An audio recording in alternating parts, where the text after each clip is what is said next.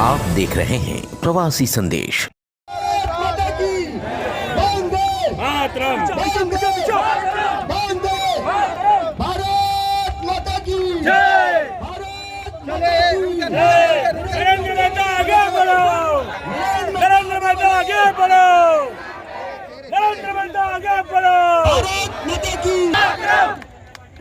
भारतीय जनता पार्टीच्या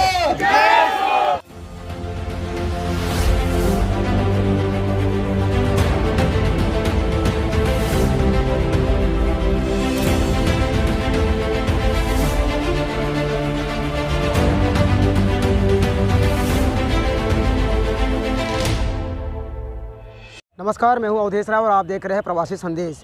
मीरा भाईंदर में आज यहां पे पूर्व आमदार नरेंद्र मेहता एक कार्यकर्ता सम्मेलन रखे थे, जहां पे हज़ारों की संख्या में यहां पे कार्यकर्ता आए हुए हैं।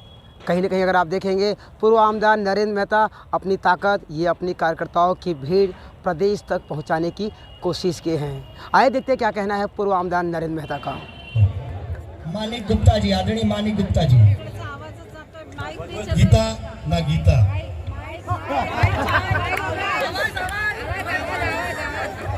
किसी ने मुझे भगवत गीता भेंट दी है तो मैंने कहा कि भगवत गीता की सौगंध खा के कहता हूँ, गीता को पूरा पढ़ूंगा। अपमान सहकर भी या बाकी सहकर भी इस झंडे का कर्ज है वो उतारने का हम सब प्रयास कर रहे हैं। यही हमारे को सिखाया गया है। मुझे हंसी तो तब आती है, दुख तो तब होता है जिन्होंने भाजपा में जुम्मा जुड़े और मुझे उपदेश देते हैं कि संगठन क्या होता है और काम क्या होता है और पार्टी क्या होती है। यहां तक तो मैं बता दूं आपको, दो लोग, एक पूर्व नगर सेवक है, एक अभी नगर सेवक है, जो मेरे यहाँ पे पैरोल पे काम करते थे, वो भी मुझे उपदेश देते हैं कि पार्टी और संगठन क्या होता है। इस पार्टी के लिए त्याग, तपस्या, बलिदान, जान पे खेल के हम सब ने इसे यहाँ पे लाया है। ये मीरा भाईंदर 2009 के पहले हम 9 थे, आज 61 थे। अगर वाकई में हमारे मन में पाप होता, पार्टी तोड़ने की बात होती, तो आज हम यहाँ ना होते।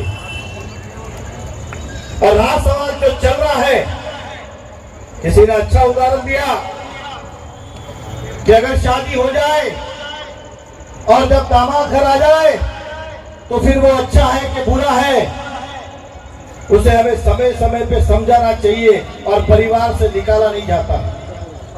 लेकिन ये बात भी सत्य है कि जो उसके अड़ोस पड़ोस में होते हैं उनका फर्ज बनता है, जो कि मेरा बनता है ना। तो लड़की के माँ बाप को बता देना चाहिए कि ये 2 बार डिवोर्स करके आए हुए लोग हैं, इन्हें कहा अपनी बेटी दे रहे हो,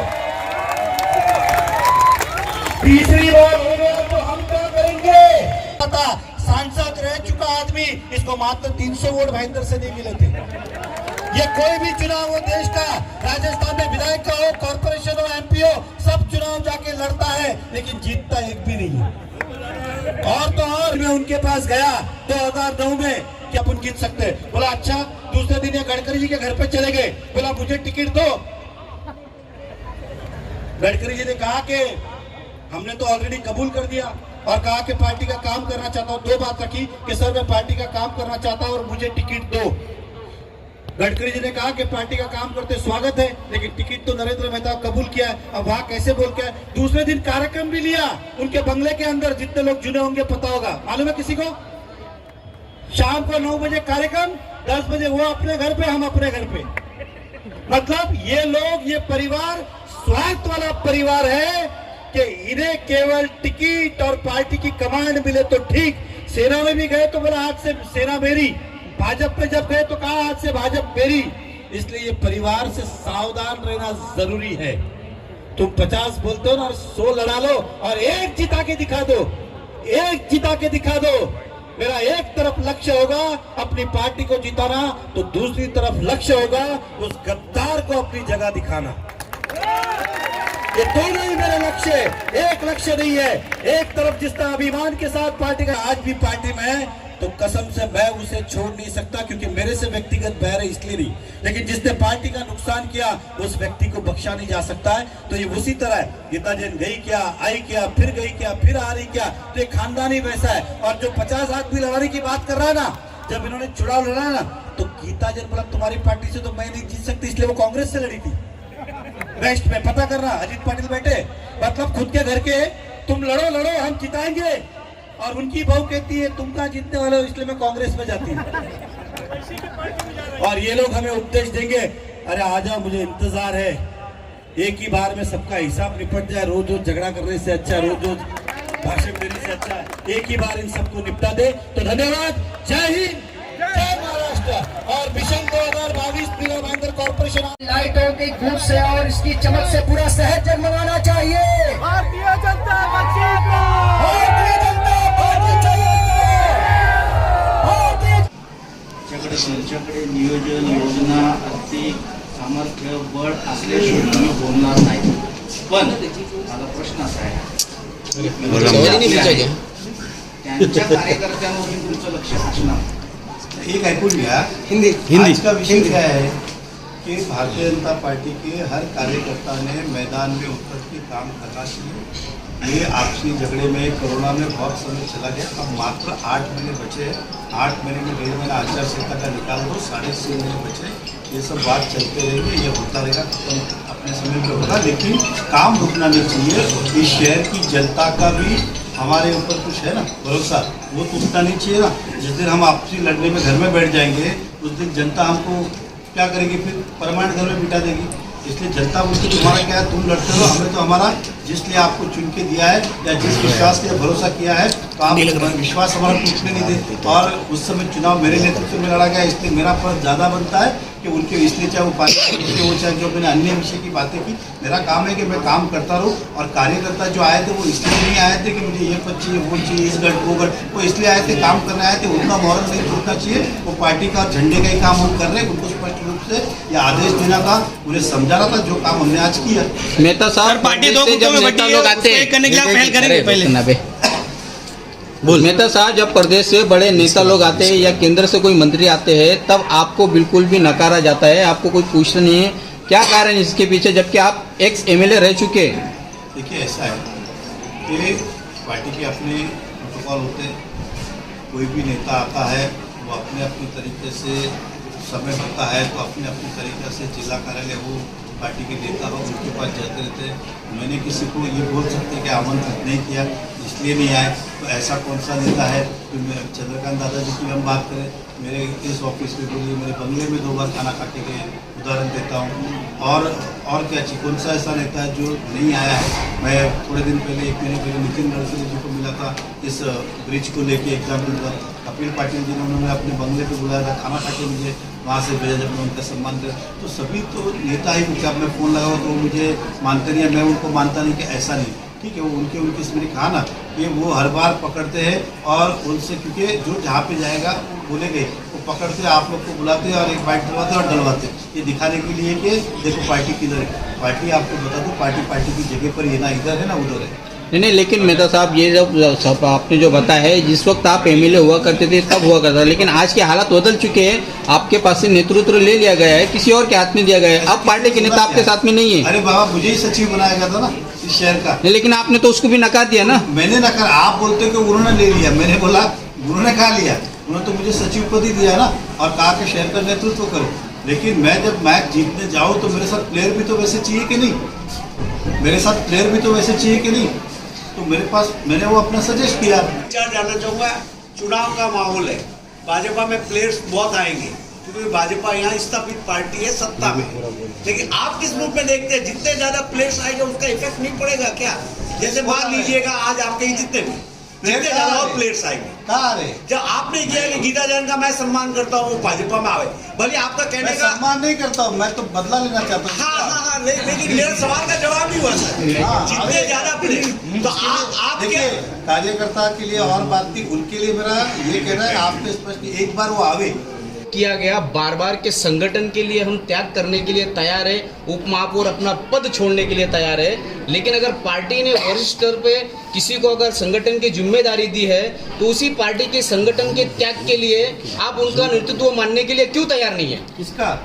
जो पार्टी ने जिसे डिसाइड किया है उनका। अरे हमने तो रवि व्यास का क्या उनकी बात कर रहे हैं? हम तो ये बोल रहे हैं कि हमारी पार्टी से कुछ बातचीत है, वो जिस दिन हमें क्लियर हो जाएगा उस दिन सभी मिलकर साथ में काम। मैं ये कह रहा हूँ उसका नेतृत्व तो मानूंगा नहीं मानूंगा, तो एक शब्द नहीं कहा। हमारा मानना है कि जो हुआ है अगर वो सभी को तो और अच्छा रिजल्ट हो सकता था, यह बार बार कहने का प्रयास है। नहीं, आज कार्यकर्ता पक्ष को बड़ा करता है या पक्ष कार्यकर्ता को बड़ा करता है, आपका क्या कहना है? एक समझ के चलिए, कार्यकर्ता और पार्टी ये दोनों एक ही साथ जुड़े हुए एक गाड़ी के दो पहिए, तो दोनों अलग नहीं हो सकते ना।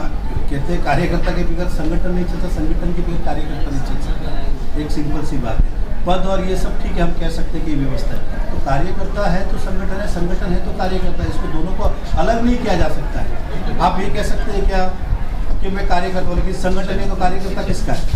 अगर संगठन और एक भी आदमी, तो हम ये कहेंगे कि संगठन हमारा मजबूत है। तो पार्टी प्रमुख के कान भरे गए, मिस फीडिंग की गई, इसलिए दामाद बनाया गया, ऐसा आपके द्वारा कहा गया है। तो क्या पार्टी के जो आला लीडर है उनके इतने कच्चे कान हैं कि उनके कहने में वो आ गए और आपको नजरअंदाज करके रवि व्यास को जिला अध्यक्ष बना दिया गया? उनका छोड़िए, मैं भी तो आ गया था ना कहने में, लोगों को ले लिया था ना। रवि व्यास को आज भी नेतृत्व मानने को मैं भी आ गया ना उनकी बातों में। जिला अध्यक्ष रवि व्यास को आज भी नेतृत्व मानने तैयार नहीं है आप? जिला अध्यक्ष रवि व्यास को आज भी नेतृत्व मानने तैयार नहीं है आप? किसकी बात कर रहे हैं? मेरे को नेतृत्व मानने की जरूरत, मैं ऊपर देवेंद्र फडणवीस उनका नेतृत्व मानता हूँ, मुझे उनके नेतृत्व मानने की जरूरत क्या? वो थोड़ी मेरे लीडर है। मेहता साहब, रवि व्यास ने हमेशा कहा कि नरेंद्र मेहता हमारे, मैं थोड़ी कहता हूँ मेरा लीडर है। मैं ये नहीं कहता हूँ, प्रोटोकॉल और गरिमा के एंगल से कहता हूँ कि अगर मेयर मैडम है तो कॉर्पोरेटर की कहे तो मेयर मैडम ही कॉर्पोरेटर के लीडर है आज। या आप नहीं कह सकते कि मेयर मैडम उप महापौर का नेतृत्व मानने को तैयार नहीं। कभी प्रोटोकॉल और टेक्निकल शब्द आपका गलत है। सर आपने बोला कि सर आपने कहा कि कंधे पे हाथ, देवेंद्र फडणवीस जी, नरेंद्र मोदी जी, अमित शाह जी, नड्डा जी, चंद्र, ये लोग हैं, मैं उनके नेतृत्व में काम करता हूँ। पार्टी के बारे में मैंने कहा कि जो कार्यकर्ता को लोग रोज बहलाते फुसलाते, किसी को पद चाहिए, इससे आने वाले समय में नुकसान होगा।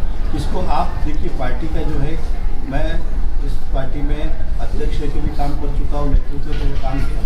पार्टी के पद उनको दिए जाने चाहिए जो उस पद को निभा सके।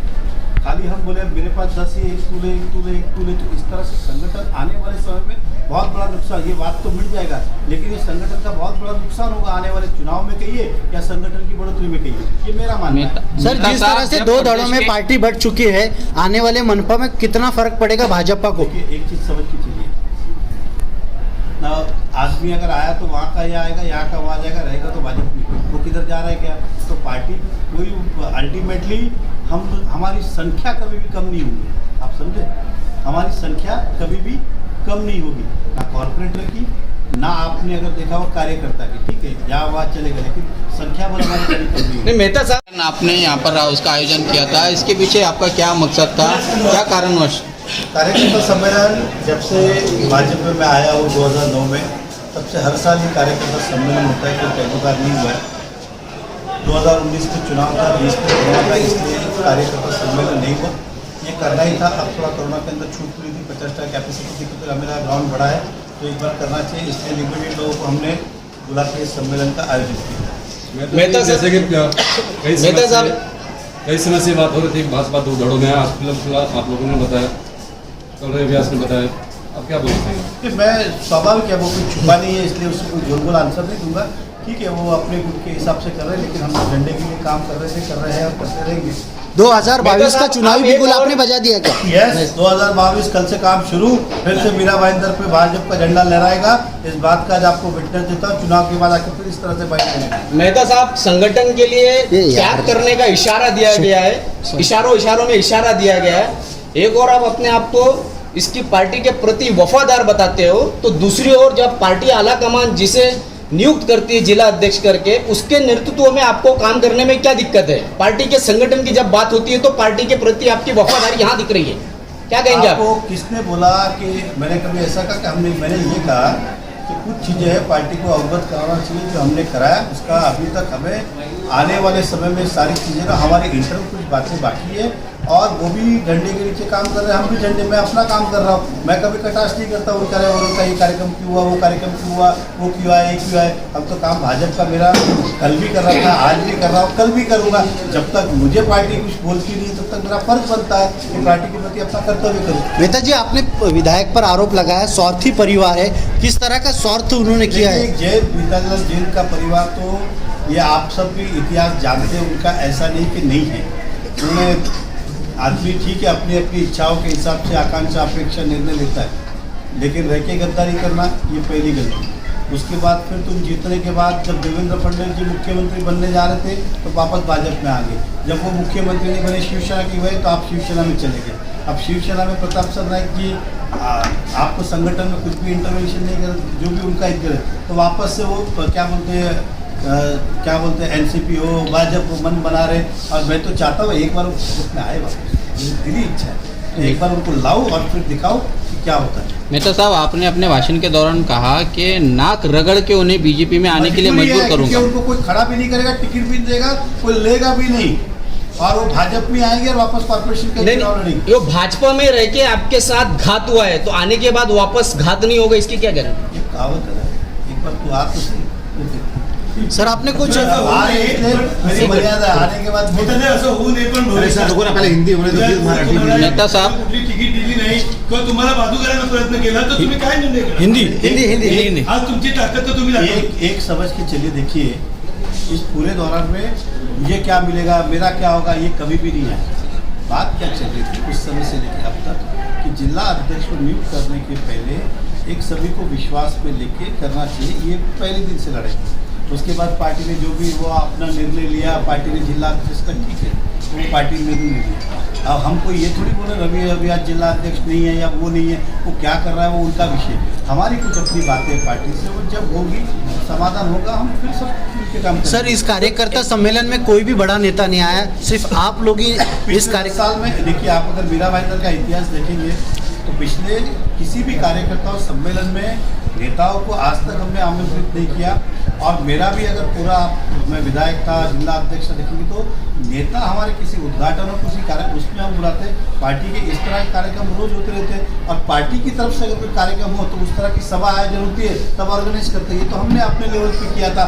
मुझे थोड़ी ज़रूरत है कि रोज रात को एक का फोन करो, प्रेस वाले को बुलाओ, भाई इसका इंटरव्यू और चला, इसका इंटरव्यू चला, वो जिसको है वो कर रहे हैं, मैं क्यों करूँ? जैसे कि आपने देखा, पूर्व आमदार नरेंद्र मेहता जब भाषण देने के लिए स्टेज पे आए तो हजारों की संख्या में कार्यकर्ताओं ने उनका गर्मजोश के साथ में स्वागत किया। भाषण देने से पहले उन्होंने एक शायरी बोली, हमें तो अपनों ने लुटा, गैरों में कहाँ दम था, मेरी किस्ती थी वहाँ डूबी जहाँ पानी कम था। कहीं न कहीं उन्होंने एमएलए गीता जैन के ऊपर तंज कसा और उन्होंने एक बात और कही कि इनका परिवार हमेशा फ़ायदे के लिए ही पार्टी में आता है। अगर वो चाहेंगी कि पार्टी में आना है तो शौक़ से आए, तब हम बताएंगे और हम तब उनसे बात करेंगे और अपना बदला लेंगे।